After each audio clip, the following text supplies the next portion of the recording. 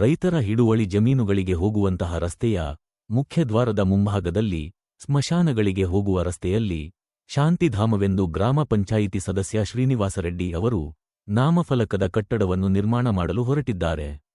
ಇದರಿಂದ ಈ ರಸ್ತೆಯ ಮುಂದೆ ಇರುವ ರೈತರ ಜಮೀನುಗಳ ಮೌಲ್ಯ ಕಡಿಮೆಯಾಗುವುದರ ಜೊತೆಗೆ ಸುತ್ತಮುತ್ತಲಿನ ಪ್ರದೇಶದಲ್ಲಿ ಯಾರೂ ವಾಸ ಮಾಡುವುದಕ್ಕೆ ಸಾಧ್ಯವಾಗುವುದಿಲ್ಲ. ಆದ್ದರಿಂದ ಇಲ್ಲಿ ನಾಮಫಲಕದ ಗೋಡೆಯನ್ನು ನಿರ್ಮಾಣ ಮಾಡಬಾರದು ಎಂದು ಸ್ಥಳೀಯರು ಒತ್ತಾಯಿಸಿದ್ದಾರೆ. ಕೋಲಾರ ಜಿಲ್ಲೆ ಕೋಲಾರ ತಾಲೂಕು ವೇಮಗಲ್ ಹೋಬಳಿ ಅಮ್ಮನಲ್ಲೂರು ಗ್ರಾಮ ಪಂಚಾಯಿತಿ ವ್ಯಾಪ್ತಿಯ ಚಲ್ದಿಗಾನಹಳ್ಳಿ ಗ್ರಾಮದಲ್ಲಿ ಸ್ಮಶಾನಗಳಿಗೆ ಹೋಗುವ ರಸ್ತೆಯು ಚಲ್ದಗಾನಹಳ್ಳಿಯಿಂದ ಕ್ಯಾಲನೂರು ಕಡೆಗೆ ಹೋಗುವ ಮುಖ್ಯರಸ್ತೆಯಿಂದ ಆರಂಭವಾಗುತ್ತದೆ. ಈ ರಸ್ತೆಯ ಆರಂಭದಲ್ಲೇ ನಾಮಫಲಕದ ಗೋಡೆಯನ್ನು ನಿರ್ಮಾಣ ಮಾಡಲು ಹೊರಟಿದ್ದಾರೆ. ನಾವು ಗ್ರಾಮ ಪಂಚಾಯಿತಿಗೆ ಮನವಿ ಕೊಟ್ಟಿದ್ದು, ಪಿಡಿಒ ಅವರು ಸ್ಥಳೀಯವಾಗಿ ಸಾರ್ವಜನಿಕರ ವಿರೋಧವಿದ್ದಾಗ ನಾಮಫಲಕದ ಗೋಡೆಯನ್ನು ನಿರ್ಮಾಣವನ್ನು ತಡೆಹಿಡಿಯಲಾಗುತ್ತದೆ ಎಂದು ಭರವಸೆ ನೀಡಿದ್ದರು. ಆದರೂ ಸದಸ್ಯ ಶ್ರೀನಿವಾಸರೆಡ್ಡಿ ಅವರು ಹಠಕ್ಕೆ ಬಿದ್ದವರಂತೆ ಇದೇ ಜಾಗದಲ್ಲೇ ನಿರ್ಮಾಣ ಮಾಡಲು ಮುಂದಾಗಿದ್ದಾರೆ ಎಂದು ಸ್ಥಳೀಯ ಭೂ ಮಾಲೀಕರಾದ ವೆಂಕಟೇಶ್ ಮತ್ತು ಗಾಯತ್ರಿ ಅವರು ದೂರಿದರು. ನಾವು ಇಲ್ಲಿ ನಿರ್ಮಾಣ ಮಾಡಬೇಡಿ ಎಂದು ಹೇಳಲು ಹೋದರೆ ನಮ್ಮ ಮೇಲೆ ಹಲ್ಲೆ ನಡೆಸಲು ಮುಂದಾಗಿದ್ದಾರೆ. ನಮ್ ಜಮೀನುಗಳಿಗೆ ಹೆಚ್ಚಿನ ಮೌಲ್ಯ ಸಿಗಬಾರದು ಎನ್ನುವ ದುರುದ್ದೇಶದಿಂದಲೇ ಈ ರೀತಿ ಮಾಡಲಾಗುತ್ತಿದೆ ಎಂದು ಅವರು ಆರೋಪ ಮಾಡಿದರು. ಈ ಕುರಿತು ಗ್ರಾಮ ಪಂಚಾಯಿತಿ ಸದಸ್ಯ ಶ್ರೀನಿವಾಸರೆಡ್ಡಿ ಅವರು ನಮ್ಮ ವಾಹಿನಿಯೊಂದಿಗೆ ದೂರವಾಣಿಯ ಮುಖಾಂತರ ಮಾತನಾಡಿ, ಇದು ನನ್ನ ಒಬ್ಬನ ನಿರ್ಧಾರವಲ್ಲ, ಗ್ರಾಮಸ್ಥರೆಲ್ಲರೂ ತೆಗೆದುಕೊಂಡಿರುವ ತೀರ್ಮಾನವಾಗಿದೆ. ಅಲ್ಲಿ ನಾಮಫಲಕ ಅಳವಡಿಸುವುದರಿಂದ ಯಾರಿಗೂ ತೊಂದರೆ ಆಗುವುದಿಲ್ಲ. ನಾವು ಯಾರಿಗೂ ತೊಂದರೆ ಕೊಡುವ ಉದ್ದೇಶವೂ ಇಲ್ಲ ಎಂದರು. ಈ ಕುರಿತು ಪ್ರತಿಕ್ರಿಯೆ ನೀಡಿರುವ ಪಂಚಾಯಿತಿ ಅಭಿವೃದ್ಧಿ ಅಧಿಕಾರಿ ದೀಪಾ ಅವರು, ಕೆಲಸ ಮಾಡುತ್ತಿರುವ ಸ್ಥಳಕ್ಕೂ ನಮಗೂ ಸಂಬಂಧವಿರುವುದಿಲ್ಲ.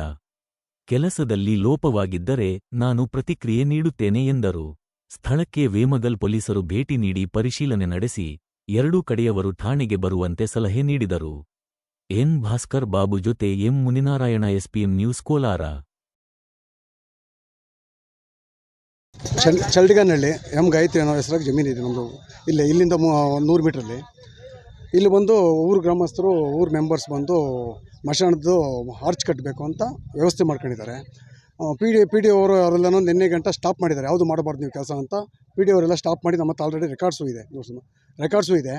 ಸೊ ಅಷ್ಟು ಮೀರಿನೂ ಅವ್ರ ಕೆಲಸ ಸ್ಟಾರ್ಟ್ ಮಾಡಿದ್ದಾರೆ. ನಾವು ಇಲ್ದಿದ್ದ ಟೈಮ್ ನೋಡಿಕೊಂಡು ಅವ್ರ ಕೆಲಸ ಸ್ಟಾರ್ಟ್ ಮಾಡಿದ್ದಾರೆ. ಹಾಗಾಗಿ ನಾವು ಬೆಳಗ್ಗೆ ಬಂದು ತಡೆಯೋಕ್ಕೆ ಬಂದಾಗ ನಮ್ಮನ್ನು ಅಲ್ಲೇ ಮಾಡೋಕ್ಕೆ ಕೂಡ ಬಂದಿದ್ದಾರೆ. ನಿನ್ನೆ ಕೂಡ ನಮ್ಮ ಹತ್ರ ವೀಡಿಯೋಗಳು ಸಾಕ್ಷಿ ಸಮೇತ ಇದೆ. ಕುಡ್ಕೊಂಡು ಗಲಾಟೆ ಇದೆ. ಇದು ಒಂದು ಮಶಾಣ ಬಂದು 300 ಮೀಟರ್ ದೂರದಲ್ಲಿರೋದು. ಅಲ್ಲಿ ಆರ್ಚ್ ಮಾಡೋ ಉದ್ದೇಶ ಇಲ್ಲ. ಇವರು ಏನೋ ಊರವರು ನಮ್ಮ ಮೇಲೆ ಜಿದ್ದಿಗೆ ಈ ಥರ ಉದ್ದೇಶ ಇಟ್ಕೊಂಡು ಆರ್ಚ್ ಮಾಡೋದಕ್ಕೆ ಅಂತ ಇದು ಮಾಡ್ಕೊಂಡು ಹೋಗ್ತಾ ಇದ್ದಾರೆ.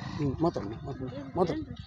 ಹಾಗಾಗಿ ನಾವು ಇದನ್ನ ಸ್ಟಾಪ್ ಮಾಡ್ತೀವಿ. ಬರೀ ಜಮೀನು ಆಗಿದ್ದಿದ್ರೆ ನಾವು ಸುಮ್ಮನೆ ಇರ್ತಾ ಇದ್ವಿ. ನಾವು ಮುಂದಿನ ಫ್ಯೂಚರ್ ಇವಾಗ ಅಲ್ಲಿ ಮನೆ ಕಟ್ಟಬೇಕು, ಒಂದು ಧ್ಯಾನ ಮಂದಿರ ಮಾಡಬೇಕು ಅನ್ನೋ ಥರ ಇದೆ. ಇಲ್ಲಿ ಮುಕ್ತಿಧಾಮ ಅಂತ ನಮ್ಮ ಮನೆಗೆ ಹೋಗೋ ರಸ್ತೆಯಲ್ಲಿ ಬೋರ್ಡ್ ಹಾಕಿದ್ರೆ ನಮ್ಗೆ ತೊಂದರೆ ಆಗುತ್ತೆ. ನಾಳೆ ದಿನ ಜನ ಬಂದವ್ರಿಗೂ ಅದೊಂಥರ ಬೇಜಾರು ಅನಿಸುತ್ತೆ. ಅದರಿಂದ ನಾವು ಅವ್ರಿಗೆ ಎಷ್ಟೋ ಸರಿ ಕೇಳಿದ್ರೆ ರಿಕ್ವೆಸ್ಟ್ ಮಾಡ್ಕೊಂಡ್ವಿ, ಕೇಳ್ತಾ ಇಲ್ಲ. ಉದ್ದೇಶಪೂರ್ವಕವಾಗಿ ಏನೋ ಸುಮ್ಮನೆ ಕಿರಿಕ್ ಮಾಡಿಕೊಂಡು ಊರಿನವರೆಲ್ಲ ಸೇರಿ ಈ ಥರ ಮಾಡ್ತಾ ಇದ್ದಾರೆ. ಈ ಊರಲ್ಲಿ ಕೆಲವರು ಒಳ್ಳೆ ಕೆಲಸಗಳು ಏನಾದರೂ ಮಾಡೋದಕ್ಕೆ ಬಿಡೋಲ್ಲ. ಮೊದಲಿಂದಾನು ಇದೇ ಕೆಲಸನೇ ಮಾಡ್ತಾರೆ, ತೊಂದರೆ ಮಾಡ್ತಾರೆ. ಈ ಬೀರಪ್ಪ ಅನ್ನೋರು ನಮ್ಗೆ ಹೇಳ್ಕೊಟ್ಟು ಅಯ್ಯಮ್ಮಗೆ ಹೇಳ್ಕೊಟ್ಟು ಮತ್ತು ಇವಾಗ ಅವ್ರ ಕಡೆ ಸಪೋರ್ಟ್ ಹೋಗಿ ನನ್ನ ಜಮೀನಲ್ಲಿ ಆಗ್ತಾ ಇರೋದು ಅಂತ ಮಾಡ್ಸೋಕೆ ಹೋಗ್ತಾ ಇದ್ದಾನೆ. ಅಯ್ಯಪ್ಪನೇ ನೆನ್ನೆ ಗಲಾಟೆಗೆ ಬಂದಿರೋದು. ಅವರು ಇನ್ನೊಬ್ರು ಒಂದು 2-3 ಎಲ್ಲ ಮೆಂಬರ್ಗಳಿಲ್ದೇನೆ ಊರಿನವ್ರು ಬಂದು ನಮ್ಮ ಎಲ್ಲ ಗಲಾಟೆ ಮಾಡಿದ್ದಾರೆ. ಆರ್ಚ್ ಕಟ್ಟಬಾರ್ದು ಸರ್. ಬೇಕಾದ್ರೆ ಓಡಾಡ್ಕೊಳ್ಳಿ ಸ್ಮಶಾನಕ್ಕೆ. ಮುಕ್ತಿಧಾಮ ಅಂತ ಹಾಕಿ ಆರ್ಚ್ ಕಟ್ಟಿದ್ರೆ ನಾವು ಅಕಸ್ಮಾತ್ ನಾಳೆ ಕ್ರೈನೋ ಒಂದು ಲಾರಿನೋ ಹೋಗ್ಬೇಕಾದ್ರೆ ನಮ್ಗೆ ತೊಂದರೆ ಆಗುತ್ತೆ ಜಮೀನಲ್ಲಿ. ಮತ್ತೆ ಅದಕ್ಕೆ ಹೆಸರು ಬೇರೆ, ಬೆಲೆ ಬೇರೆ ಇರೋಲ್ಲ ಜಮೀನಿಗೆ.